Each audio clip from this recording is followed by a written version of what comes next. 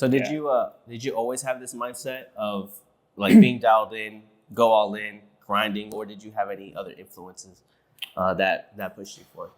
I think that's a good question. I think I always have been, but during my younger years, I used it in a negative way, which was getting in trouble at school, gang banging, going in and out of jail. So I used it really in a negative direction, and I was so dialed in that that it led me to almost, doing a life sentence in jail.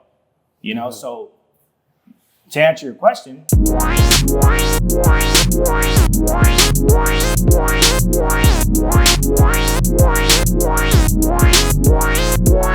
welcome to the Beverage Club Podcast. I'm your host, Patrick Hayes, and today we're in Yuma, Arizona, where it is over 100 degrees heat outside.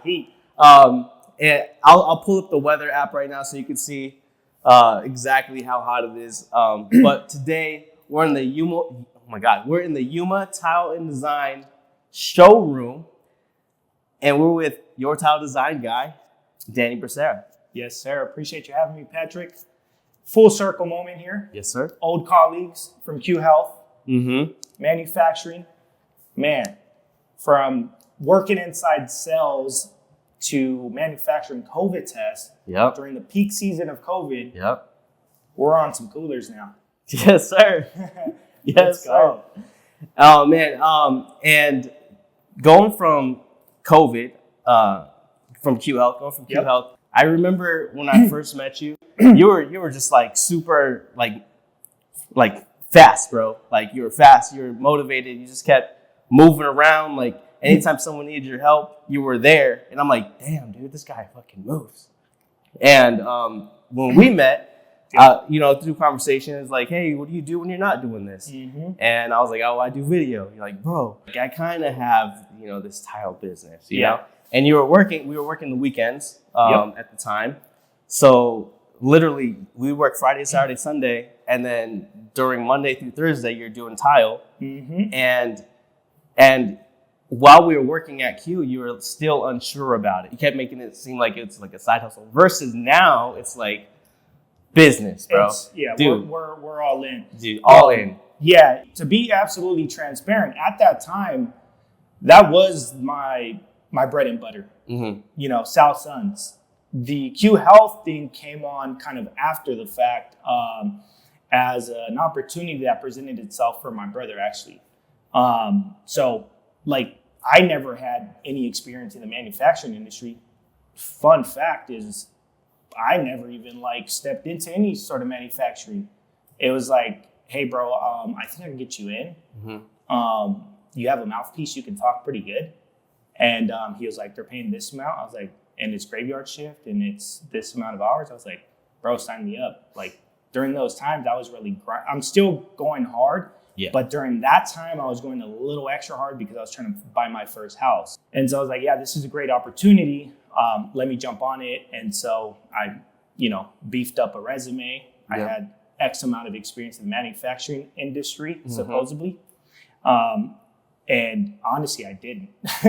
But I was able to get in. Yeah. And the fun fact about that is I was telling myself, I was like, bro, no matter where you put me, as long as you have hard work ethic, you're good. Mm-hmm. So I went in there with that mindset, and I was able to gradually work myself up from machine operator, lead to a supervisor. Yeah. With no manufacturing experience. It was just really all hard work ethic, bro. Mm-hmm. They interviewed me and said, hey, how much years of experience do you have in the manufacturing industry? Oh, I have about 7 years. I had to work my way in. I cracked that door open, bro. Yeah. You busted that door open. Pretty much. Yeah. Yeah. And I'm not saying that to brag or boast about it, but it was just hey, when you have to go, when you have to try to get your family out of certain situations, you're going to do anything and everything you need to do in a legal way. And I guess technically illegal, right? Because I kind of lied myself into it. But I just understood I'm going in there with no harm intentions or trying to do any ill will. I was just trying to create opportunity for myself.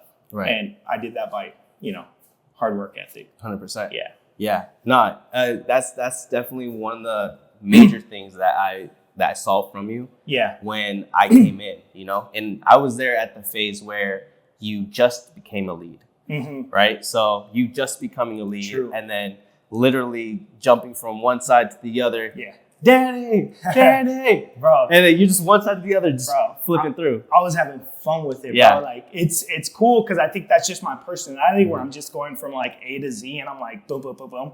And I like to problem solve. And at the end of the day, I really like to help people. Yeah. And it was always like, well, you know, maybe he's a new operator. He's struggling. Like, let me come in with a smooth, like, you know, tone and try to help him out. But yeah, bro, that was like, it was fun times. Like, I like putting out fires on those machines. Yeah. And anytime there was malfunctions, we have to figure out and we have to use our brains, right? How can we troubleshoot this? How can we get this fixed in a timely manner so we can get production moving along? Yeah. So I think, I don't know, bro, it was just like embedded in me and I have fun with it, bro. No, yeah. 100%. I was like, yeah, running laps in there, bro.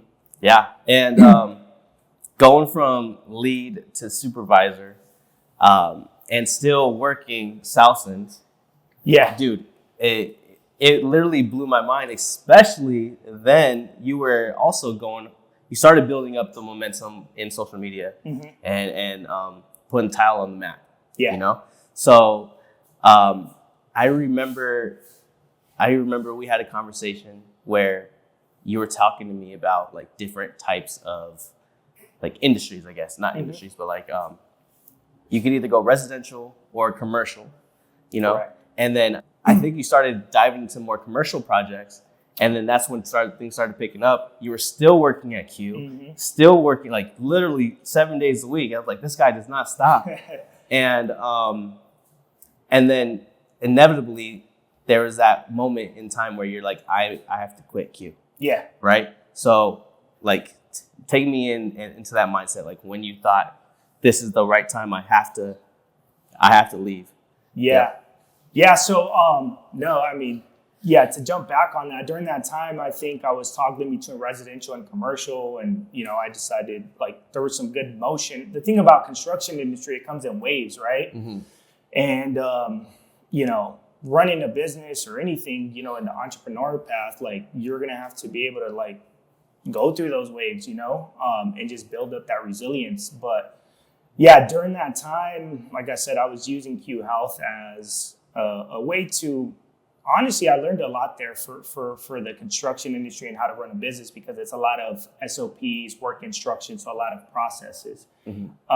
So I was there, I think, close to 2 years. And then there was a point where I'm like, initially for me, the tile game has always been rooted since I was very little, bro. Like, I mean, I was probably 10 years old when my dad, you know, started his journey in the tile industry. And then, so it was just something that always stuck to me. So I knew that during those times when me and my dad partnered up and we decided to go into business together, like, I want to make something happen. Yeah. I kind of had that thought in my head where like, I think I can blow this shit up to the point where like, okay, we're going to be good financially and we're going to be able to make some big moves and things like that. So that's where the motivation came from, is really just being young, watching my dad do it and going from there. But there was a point where I was working both jobs, as you said, and it came to the point where it's like, I'm grinding, you know what I mean? You're going to reach burnout. There's no doubt about that. And I just said, you know, it's time to leverage out and go 100% on this tile game. Yeah. And I did that. 100%. Yeah. We're gonna dive more into that. But you know what? I am parched. It is over 100 degrees outside. It's scorching out here in the desert. Yeah. And we spun that wheel of 1,000 drinks yesterday. Yep. And with all those drinks, it spun around and spun around and spun around, and it landed on protein drinks. Protein drinks. So we got to get. The thing about the desert, man, it'll run you dry. Yeah. So protein is a very important nutrient that we need in our body. So honestly, I think it landed on the right spot. Yeah. Bro. Like. Yep. So we protein, bro. Yes, sir. Yes, sir. And with that being said, for those that have seen the show before, you now have seen that we added another cooler The third. The third. let's just call him the third. And we have this young. Let's go. Blender. So we're going to go ahead and make up a protein shake. Today, I'm going to go ahead and walk around to this cooler. I'm pulling them out right now. What kind of protein do we have? What is it? Are we gonna name drop, or it's gonna be undisclosed? Is this tile dust protein? Is that what it is, bro? Oh, bro, imagine hey. Tile dust protein. Let's go. So we got.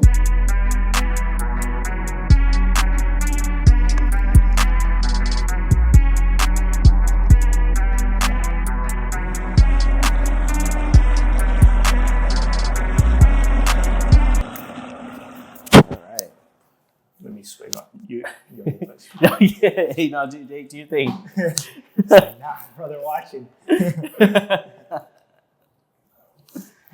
Oh man. Yo, dude, the thing's got a lock mechanism on this. It does. Oh damn. I thought it was just the standard ones, bro. No, this actually has a pin. Yeah. I was like, what? No, it really does though, bro. It has a lock on there. That's crazy. That's wild. That is wild. So let me see. If you push it to the left, honestly, that's pretty genius, bro. Because completely lock it. Yeah, oh. Like how many times has it happened where it just pops open on people, I bet? Yeah. Oh, that's pretty sick. Thought it through. All right, dude. So what drink did you get?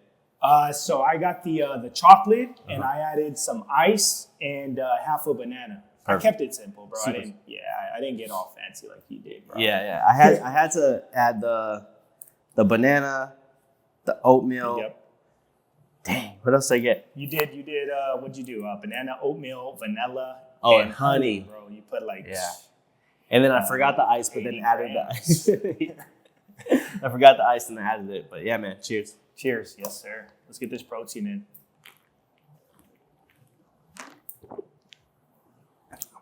Pretty good. I could taste the banana.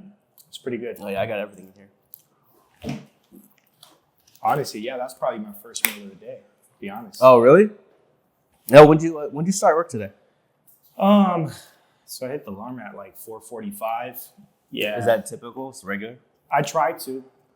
Sometimes it's like last night. So I was here at the showroom last night, and I finished up one of the walls, and then I cleaned everything up, and I cleaned the garage. So I got home around like 8. Mm-hmm. So, but yeah, it just depends, bro. Depends on how the day goes. Typically early, regardless, because we got to push play, get projects going, things like that. Mm-hmm. But yeah, today 4:45, snoozed it till about 5 something. Not gonna lie, and then got up and got to it.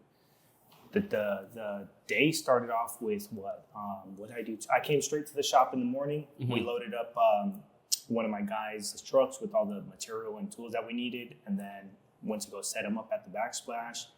Demolition preparation. After that, I met with the plumber at one of my other projects, and then I met with the electrician. Ran to the store, then home, got ready. Here we go. Here we are. And that's just what, today? Just today, yeah, in the morning. So what's typically like your day-to-day, maybe even like Monday through Friday? Do you have specific days for when you do tile, make content, reach outs? How's that go? Yeah, it's a constant go for me, bro. Like there's really no stopping besides when I go to sleep, and then I have to like obviously kind of calm down when I'm with my family. Obviously, I take care of the kiddos and stuff like that. But on any given day, bro, like if you see me physically doing stuff, I'm typically shooting some sort of content, whether it's with my videographers or I'm just pulling out my own tripod and shooting it off my phone, to be honest. So yeah, on any given day, we're just running around, whether we're doing walkthroughs, setting up projects, talking to clients over the phone, getting things in motion for our next plays, right? And on top of that, doing tile myself, because I'm still early in the game here in Yuma. This is what I'm going on 2 years, but technically in business, it's probably been like a year and some change. So it's just the startup journey of just constantly going. Yeah. And I've got bigger vision and goals in mind. Yeah. So that's why I go so heavy. And it really doesn't weigh on me, I think, like it would on a lot of people. Just because, I don't know, bro, I'm just like, I'm trying to take it to a level that nobody else has done it, you know? Not only for myself, but really for my family, bro. You know what I mean? Like this generational stuff, you know what I mean? I tell my wife all the time, I'm like, I mean, thankfully, you know, she's been great, bro. She's been a great part of this journey, right? Because I think anyone else probably would have felt burnt out just based off the way I operate, as far as like how fast I move and how much things I'm trying to tackle. But it's just because I'm on a mission again, right? But again, it goes back to, you know, early childhood of, you know, trying to just break generational curses and be the first one in my family, bro, to like really get some financial stability. You know what I mean? Like I tell her, like no one else has done it before us. So it has to be either myself or someone in this present time. Maybe because the last thing I would want to do is leave it up to my future, like to my kids. Yeah. Which is fine, because they're gonna need some grounding and they're gonna have to put in work themselves, right? But if I can create platforms where they're financially okay in the future, then so be it. I'm gonna bust my ass, bro, to make sure that I get that done for them. And not only that, I show them the importance of hard work ethic and what it takes to get to these certain positions and rooms and things like that by putting in work. Yeah. Right? That's my biggest thing, is like everything's earned in my book, bro. It's not given. It's been like that since I was a little kid, you know? So all I know is how to get it out physically, bro, with my hands, you know? And obviously now implementing the strategic side where you're moving a little smarter and not just physical, you know, but we're implementing digital plays, right? And social media and things like that. So, yeah, that's just it right there, bro. So you said that you've been here in Yuma for 2 years, but really in business for a year and a half. Roughly. From the time frame where you made the decision to go from San Diego to move here to Yuma and then create business, like how did that go for you? Like what was going through the thought process and actually the day-to-day grind with that? Yeah. I think for me, bro, it's more like I just move as I go, right? It can be a good thing or it can be a bad thing, right? But I always use it everything I do, I'm moving in a positive direction, bro. Yeah. Anyone I ever speak to, bro, anything that we're doing, we're moving in a positive direction. And so for me, it's always been survival, bro. Like I know how to survive in certain situations, right? Like I've been broke. I've been, you know, dead zero, no money. I've been, you know, in situations that I got myself into that was based off decisions, right? So for me, like when I was in San Diego, we were at Q Health together. I was still, you know, trying to grow my dad's business, which is, you know, still kind of slowly, gradually growing. But I was trying to grow a business, but at the same time, I was still working a full-time job.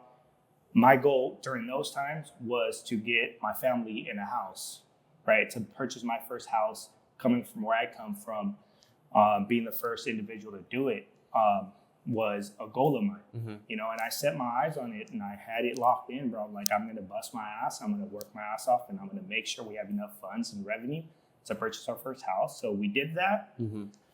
Really didn't have any long-term goals when I did land here, because it was just like I was so zoned in to get my first house here. Boom. That's it.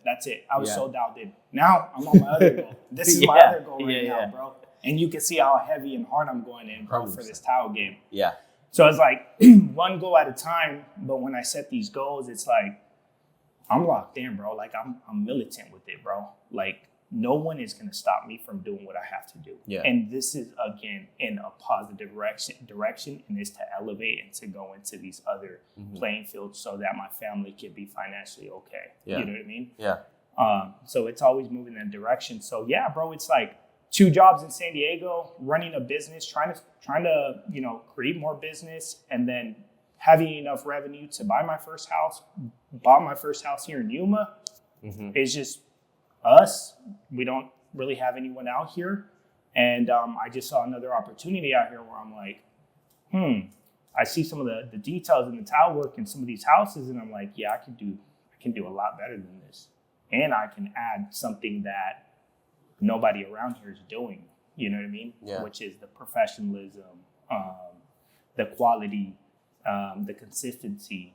Because the tile game, like I said, it's been rooted in me since I was like 10 years old, bro. You know what I mean? So it kind of sticks with me because I've seen my dad, struggle and do his thing since I was a kid, bro. So that's why I think it's so embedded in me. I don't think no one can ever take that away from me. Yeah.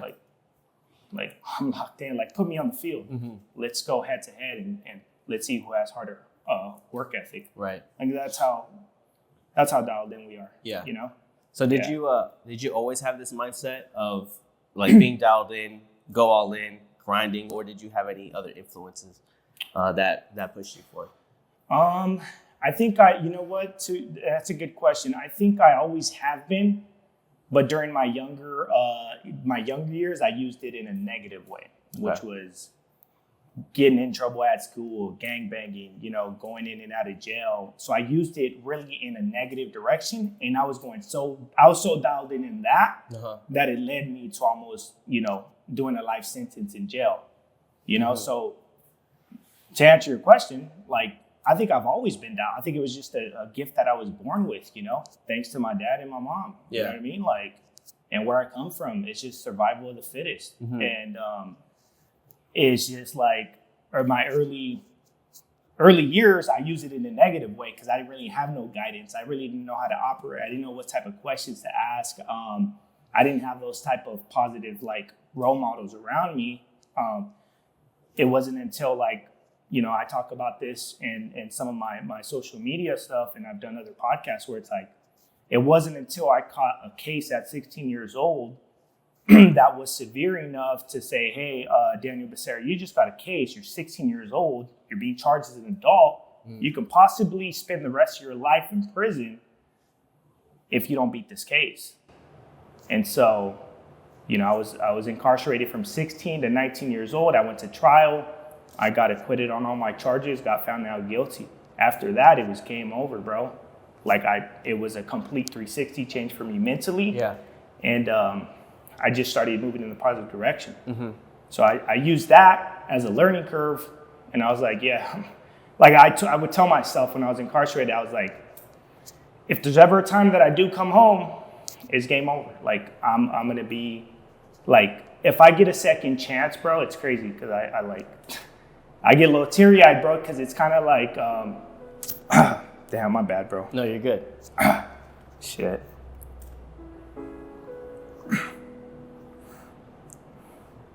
Take your time. Yeah.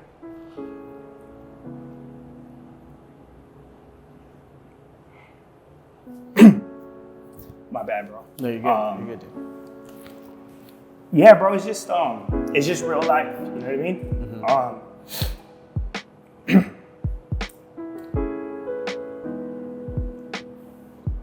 So the switch happened when you were incarcerated from 16 to 19. Yeah. It's just that was the switch, bro. That was the switch for me. And from that, I told myself, bro, when I was incarcerated, bro, I was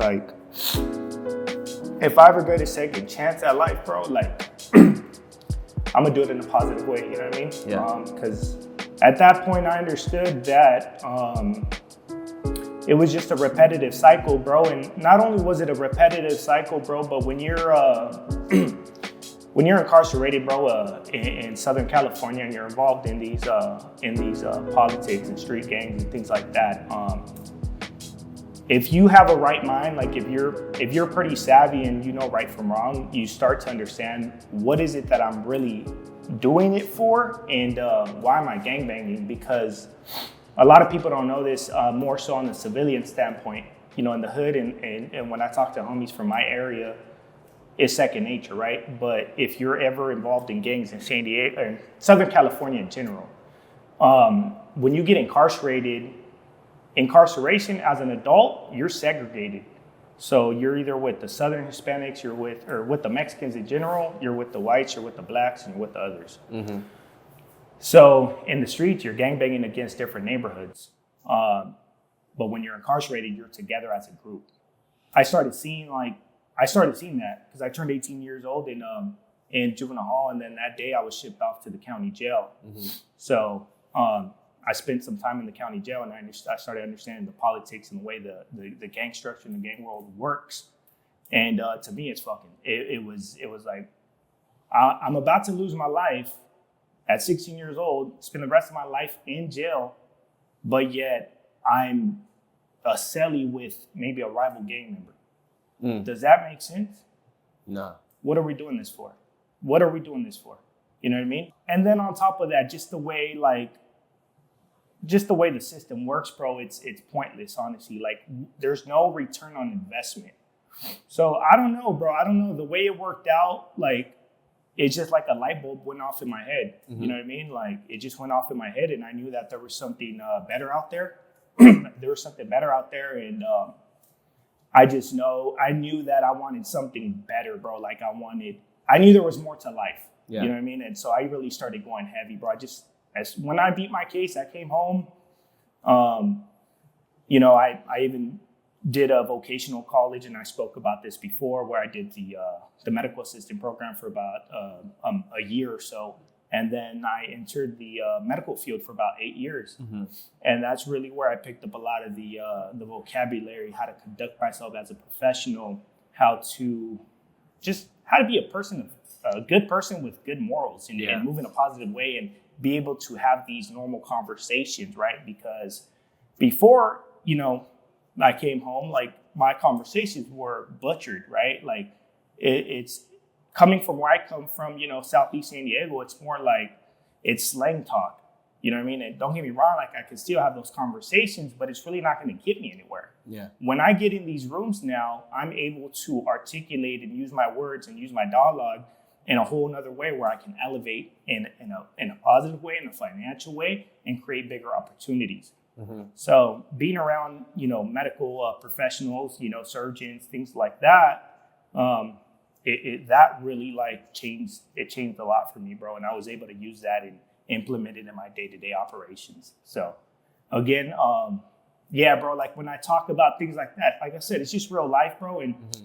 I don't mean to get emotional or anything like that, bro, but it just, those type of traumas in my life, I guess, not even traumas, bro, just experiences, situations, right? Life-changing experiences. It triggers, you know, the past, you know what I mean? But it's just a lesson learned, bro. And if anybody were ever to be watching this, you know, just know that you can really make a change. Mm-hmm. You just really have to want it, though.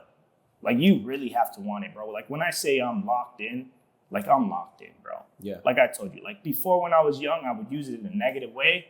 Now I'm in a positive way. Like, everything is positive. Mm-hmm. You know what I mean? So. Okay. To go back to, you know, you've been in the towel game. Yep. Basically your whole life, and like you said, you're grinding so hard for your family. Yep. Right. What are some things that you've been able to instill into your kids, or, you know, what are you pushing for your kids to gather from that, and what expectations do you have for them?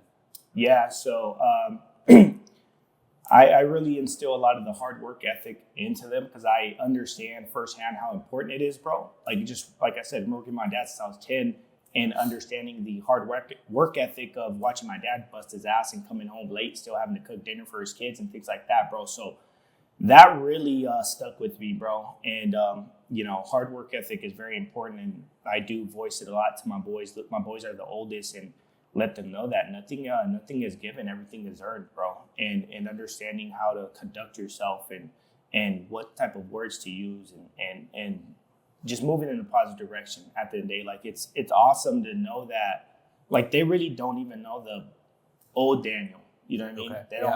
Okay. I give them, like, scenarios and situations of things that I went through as a kid, mm-hmm. but we always turn it into a positive. So it's awesome for me to know that I'm just trying to be a leader for them, bro. Yeah. You know what I mean? And they see it. I think, you know, in due time, when they do become young adults, they'll understand why it's important to bust your tail off for your family. You know what I mean? But one thing for them is just keeping them busy, and instilling, you know, hard work ethic in them, and, you know, positive morals, and, how to conduct themselves, how to speak to people, and things like that. Yeah. So, you know, you've moved from Salsons to Yuma Tile and Design, and you have other ideas and projects that you want to come to light. Yep. I'm gonna be honest with you, man. I'm excited for your movie. I appreciate you, bro.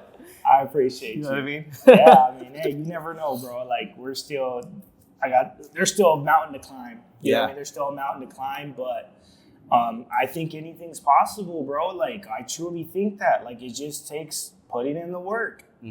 As simple as it sounds, yet it is so hard, right?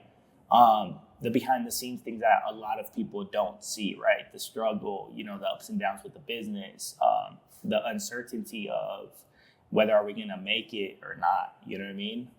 But all that, I like to voice and say that, like, that's all static, bro. Don't let that ever drown out your inner fucking burning desire to chase what you got to chase, bro.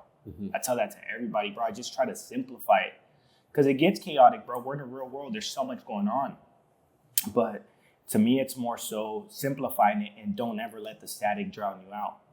Because once you're drowned out, it's very hard to get out of that. You know what I mean? And we all go through ups and downs. But I think just finding that one thing, bro, that just keeps you pushing. Like, you know what I mean? Yeah. Like, I get angry is a strong word, but I use like my anger, my frustration into a whole positive. Like, I turn that into positivity. I translate it into positivity, bro. And then that's like the fuel for me. You know what I mean? Like I said, like back in the day it was negativity, but now we're pushing into a whole positive way. Yeah. It's a beautiful thing, bro. It's I think, and then also enjoying the journey, bro. Enjoying the journey, no matter, you know, those dark clouds will come and they'll go, but enjoying the journey, bro, and sometimes slowing it down. And don't get me wrong, bro, I have a very, very hard time slowing down. You know what I mean? But when I do slow down, I try to enjoy those moments with my family and my loved ones. You know what I mean? And just always remind myself that that's what I'm doing it for. This podcast here is gonna be a fun one, bro. We touched on a lot of different things that it's you know, it's things that we talk about over drinks, and it's just like it's real life, bro. And I think a lot of people, you know, don't really have these type of conversations, you know what I mean? And I think it's very important too, because, you know, being surrounded by the right people can guide you to different avenues in your life, depending on where you want to go, you know? For sure. So yeah, real quick, some closing notes before we wrap up this podcast. I want you to expand on your motto, your vision, our craftsmanship. Yeah, so that's been a big slogan for me for Yuma Tile Design, which is my tile installation company, and that's my slogan, bro. That's really what I stand behind. It's like, you're my client, right? Your vision is our craftsmanship, bro. So you have a vision. I'm gonna make sure that the craftsmanship aligns with that and that we iron out all those details. So it's a simple yet very powerful slogan that I truly live by, like Yuma Tile Design. You know what I mean? I have that stamped on all my company shirts on the back. It's just something that I'm very proud of, bro, because I understand the art aspect of tile and how detailed it needs to be. You know what I mean? And you can stand out as an artist in this tile game if you do quality work. You 100%. Know what I mean? And I really take pride in my work, and I have fun with it, bro. That's the key. Dude, it shows. It shows on everything that you posted on social media. It shows that you're just excited about it, and your excitement. I can tell it exudes out, and everyone sees it. All your clients, all your future clients see this. Yeah. Like, fuck, dude, I need to figure out a way to bust my floor up real quick. Yeah, so tile. Yeah, bro. Like, that's coming out here was my game plan. Was like, I will make this tile game so flavorful that you might not be interested in tile, but you're gonna come across my social media platform, your tile design guy, and be like, "Who the f is this guy?" Yeah, you know what I mean? Like, this dude's he's adding flavor to the game. 100%. You know what I mean? Like, I want the construction industry back in the day is like old, like boring, whatever. bro, I'm trying to add like positive vibes, good energy, and I want you to be super happy when we're done with your tile job. And we're just documenting the journey. I'm a new day and age contractor, bro, and I'm just adding flavor to it. And then there's a whole wave of other things I'm trying to take this game to. Yeah. But it's all tile. So stay tuned. Say no to carpet. Say no to carpet. Hell yeah. Let's go. Hell yeah. All right. Is there anything that you want to say?